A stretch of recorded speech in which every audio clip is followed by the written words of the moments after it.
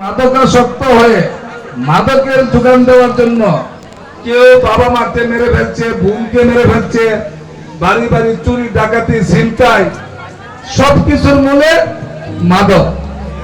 এজন্য আমি আমার মা বোনদেরকে বলবো, আমার ভাইয়েরা সকলকে বলবো, আমরা প্রত্যেকে আমাদের নিজের সন্তানের প্রতি মনোযোগী হই। আমাদের সন্তানরা কিভাবে চলছে, সে পড়াশোনা ঠিকভাবে করছে কিনা, আমরা সকলে এইদিকে খেয়াল রাখি।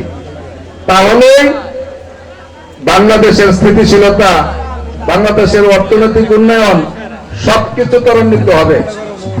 তো আজকে আপনারা সুন্দরভাবে এই উরুসটা সমাপ্তি করবেন। যারা উপস্থিত হয়েছেন সকলে প্রত্যেকে এক একজন ভলান্টিয়ার হয়ে সহযোগিতা করবেন।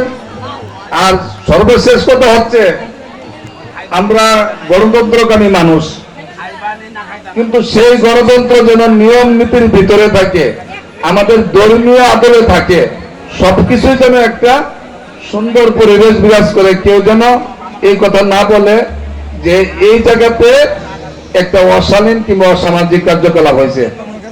তো আপনারা যারা বক্তবৃন্দ আসছেন সকলে, এখানে অনেক শিল্পীরা আছে, গুণীজন, তাদের যে যা পরিবেশন করবে আপনারা সকলে ধৈর্য এবং মনোযোগের সাথে শুনবেন। এবং এই যে মাজার শরীফে আছেন, এখানে অনেক ছোট যারা আছে হয়তো দেখেন, আমরা কিন্তু নিজে আপনাদের যে মমিন শাহ, আমরা কিন্তু নিজে ওনার সাথে চলাফেরা দেখছি, বুঝছেন না। আমরা চাচা রাখতাম, আমাদের বংশের মানুষ।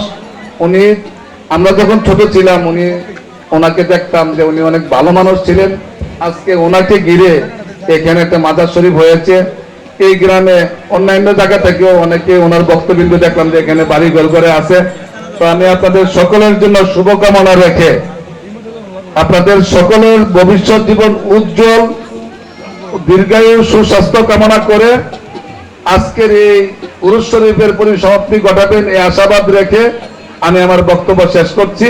আসসালামু আলাইকুম ওয়া রাহমাতুল্লাহি ওয়া বারাকাতুহু।